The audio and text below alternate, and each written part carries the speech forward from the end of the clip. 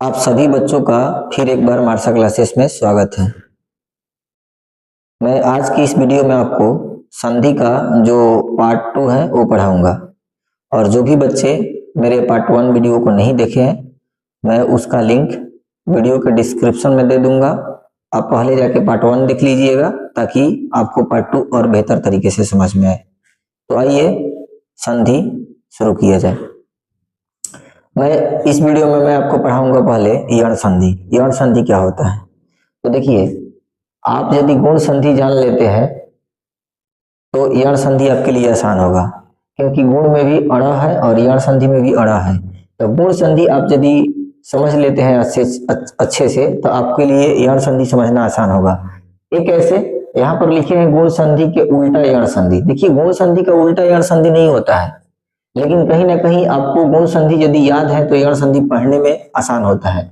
इसमें क्या कहता है गुण संधि में कि अ आ के बाद चाहे ह्रस्व ई या दीर्घ ई या ह्रस्व उ और दीर्घ उ आए तो तब क्या होता है ना कि ई का जो है ई का ए हो जाता है और उ का ओ हो जाता था।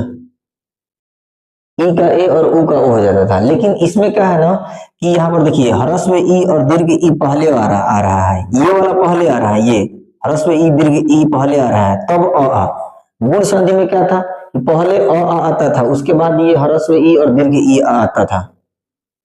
लेकिन यण संधि में क्या है कि पहले ह्रस्व ई दीर्घ ई, ह्रस्व उ दीर्घ उ आएगा, उसके बाद अ आ आएगा।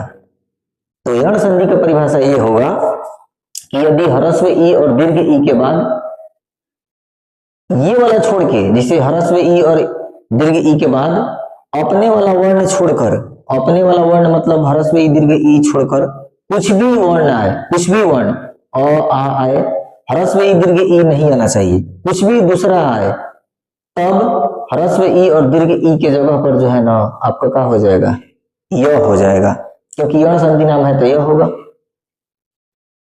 और यह कहीं लाइन में य र ल व है तो आपको ऐसे भी ध्यान में रखिएगा, य र ल व। और ह्रस्व उ और दीर्घ उ के बाद अपना वाला वर्ण छोड़कर, अपना वाला वर्ण छोड़कर कोई भी दूसरा वर्ण आए, तो अ आ ह्रस्व ई दीर्घ ई ये वाला नहीं आना चाहिए। यदि आए तब ह्रस्व उ और दीर्घ उ का व हो जाता है, जिसे हम यण संधि कहते हैं। बहुत आसान है आपके लिए याद रखना।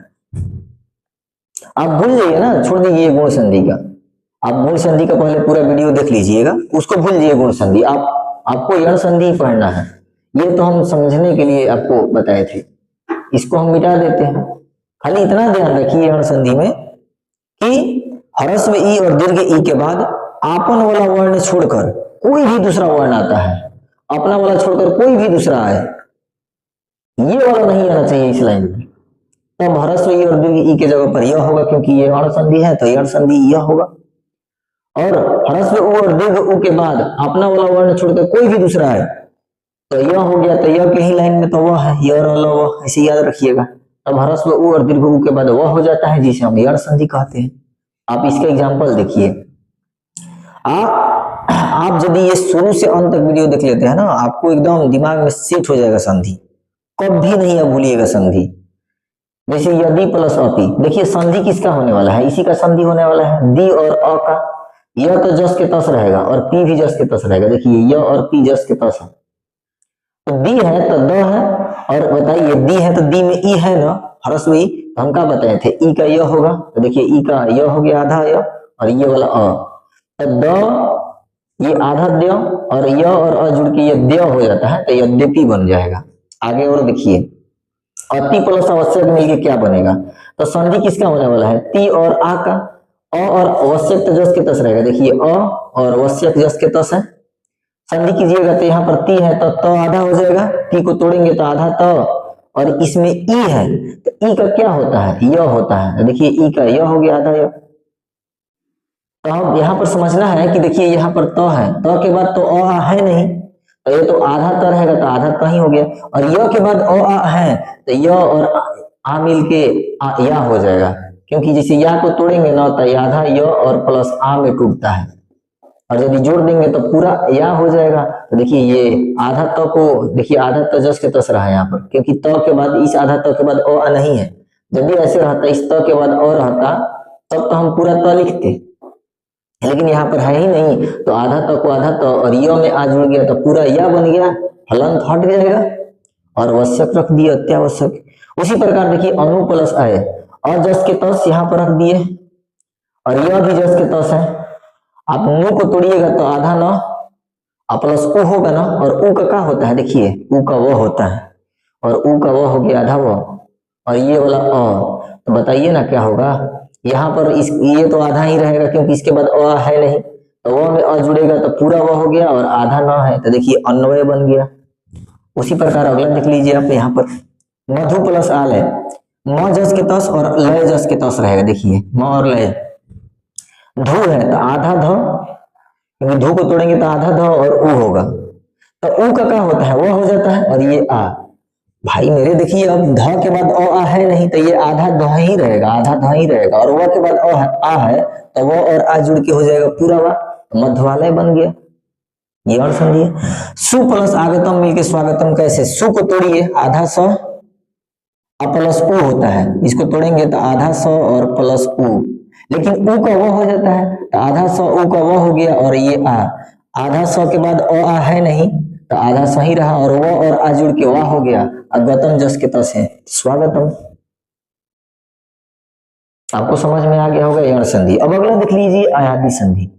देखिए अयादि संधि वृद्धि संधि का एक तरह से उल्टा, उल्टा नहीं है लेकिन आप वृद्धि संधि यदि आपको मालूम है ना तो वो रास्ता आसान हो जाता है, क्योंकि वृद्धि संधि कहता है कि का अ आ के बाद ए ओ आए, तब ए का जो है ना आपका उसमें ए का किसमें वृद्धि संधि में ए का हो जाता था आपका यहाँ पर अ आ के बाद ए और ओ आए तो ए का हो जाता था आपका ए और ए दोनों के जगह पर आपका हो जाता था आए वृद्धि है तो आए, और ओ और औ दोनों के जगह पर वृद्धि हो जाता था औ।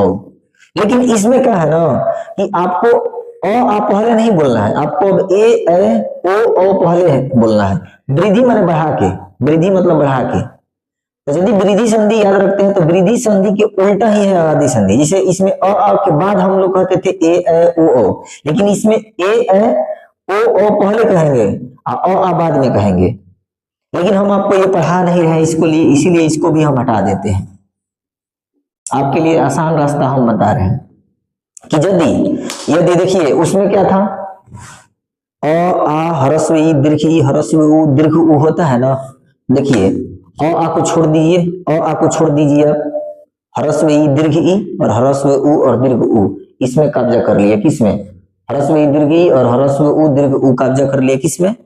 यण संधि में। तो अब कौन बचेगा? री छोड़ दीजिए, ए ओ, अगला तो अन अ हो जाता है, तो ए ओ देखिए अयादि संधि में ए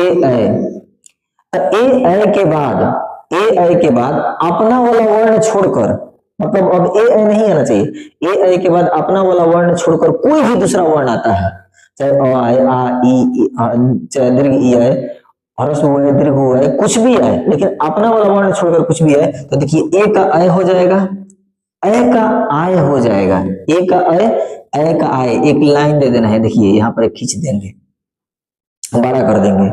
ओ के बाद अपना वाला वर्ण छोड़कर कोई भी आए, ह्रस्व दीर्घ ह्रस्व दीर्घ ओ नहीं आना चाहिए। ओ के बाद अपना वाला वर्ण छोड़कर कोई भी दूसरा है, इसी के जैसा है। जैसे इसमें ये वाला छोड़कर ई ह्रस्व दीर्घ के बाद अपना वाला वर्ण छोड़कर कोई भी आता हो, तो उसी प्रकार यहाँ पर ओ के बाद अपना वाला वर्ण छोड़कर ए के बाद अपना वाला वर्ण छोड़कर कोई भी आए वर्ण, तब ओ का आओ हो जाता है, जिसे अयादि संधि कहते हैं। जैसे देखिएगा प प्लस अन है तो संधि किसका होने वाला है? प और अ का।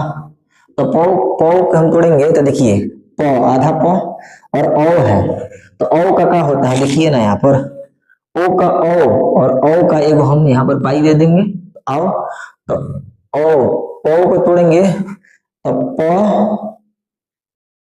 यहाँ पर है आधा और औ है, तो औ का आओ हो गया, और ये अन लिख दिए हैं तो देखिए यहाँ पर जुड़ेगा तो आधा प और आ जुड़ के हो जाएगा पूरा पा, और वो और अ जुड़ के वो और लास्ट वाला न पावन बन जाएगा। ने प्लस अन, देखिए ने को तोड़ेंगे तो आधा न और प्लस ए होगा, लेकिन हम आपको बताए ना ए के बाद अपना वाला छोड़कर कोई भी है तो तो ए का हो जाएगा अय और आय का आय हो जाता है। तो ए है 9, तो देखिए ने को तोड़े है, आधा 9 प्लस ए, तो आधा 9 तो है ही, लेकिन ए का हो गया अय, ए का अय हो गया, देखिए ए का अय और ये वाला आई 9 तो जस के तस रहेगा, तो 9 तो जस के तस ही है।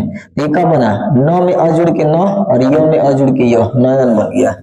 नय प्लस अख, देखिए नय है, तो नय है तो इसमें अय आ रहा है ना, तो अय आ रहा है, क तो जस के तस रहेगा, देखिए क जस के तस रहेगा, जुड़ेगा नय और तो नय है तो आधा 9 और अय आ रहा है, तो अय का होता है, ए का अय और अय का आय होता है, तो अय का आय हो गया और ये वाला बना का 9 में आ जुड़ा तो ना और यो में अ जुड़ के या, 9 में आ जुड़ के ना और यो में अ जुड़ के य हो गया, और लास्ट वाला ये जो क है आपका नायक बन गया। गए है, तो गए है तो पक्का है कि आय का आय होता है, तो गए में यहाँ पर आय हो जाएगा, तो गाय और गायक निगायक बनेगा। आप इस तरह जोड़ के बना लीजिए, जैसे पो प्लस ऑन, इसको तोड़िएगा तो आधा प प्लस ओ होगा, ओ होगा। तो देखिए ओ का ओ होता है, देखिए ओ का ओ और ओ का आओ, तो ओ का हो गया आपका कितना ओ और ये वाला ओ, और 9 तो जस के तस रहेगा, तो प में अजुड़ के प और व में जो अजुड़ के ओ, पवन बन गया। चयन, देखिए चे प्लस ऑन, चे है तो च प्लस ए का होता है, ए का देखिए अय होता है, ए का अय, ए का अय हो जाएगा और ये वाला और 9 तो जस के तस रहेगा, तो च में अ जुड़ के च और य में अ जुड़ के य, है ना, चयन बन गया। देखिए अब मैं आपको छोटा एक ट्रिक बता दे रहा हूँ, यण संधि और अयादी संधि रखने याद रख। अब मैं आपको एक छोटा सा आसान ट्रिक बताऊंगा यण संधि और अयादी संधि याद रखने का। सबसे पहले आप अ आ ह्रस्व ई दीर्घ ई, ह्रस्व उ दीर्घ उ लिख लीजिएगा, री छोड़ दीजिएगा, ए ओ लिख लीजिए। उसके बाद आप जो है ना ये ह्रस्व ई दीर्घ ई और ह्रस्व उ दीर्घ उ है ना, इसको दो पार्ट में बांट लीजिए। जैसे देखिए ह्रस्व ई दीर्घ ई है और ह्रस्व उ और दीर्घ उ है। इसके बाद अपना वाला छोड़कर कोई भी आए, अपना वाला वर्ण छोड़कर कोई भी वर्ण आए, मतलब ये नहीं आना चाहिए दोनों, इस दोनों को छोड़कर कुछ भी आए, चाहे अ आए, आ आए, ह्रस्व ये वाला छोड़ दीजिए, ह्रस्व उ आए, दीर्घ उ आए। उसी प्रकार ह्रस्व उ और दीर्घ उ के बाद अपना वाला वर्ण छोड़कर कुछ भी आए, अ आ ह्रस्व ई दीर्घ ई, इसमें आए, तब तब होता क्या है कि जो ई है ना ये वाला, ये दोनों ह्रस्व ई और दीर्घ ई दोनों के जगह पर य हो जाएगा और ह्रस्व उ और दीर्घ उ दोनों के जगह पर व हो जाएगा। और देखिए यण संधि है आपका, तो यण संधि है तो पक्का है उसमें य आएगा और य के बाद र ल व यानी वो आएगा। एक का ट्रिक हो गया। अगला देखिए ये वाला जो चार को बचा है आपका ए ओ, यदि इसको भी दो दो पार्ट में बांट लीजिए, ए और एक वो लिख दीजिए ओ और ओ। और इसमें भी सेम फंडा कि ए और ए के बाद अपना वाला छोड़कर कोई भी दूसरा है, अपना वाला छोड़कर जैसे अ आए, आ आए, ह्रस्व ई आए, दीर्घ ई आए, कुछ भी आए, लेकिन ये वाले दोनों नहीं आना चाहिए।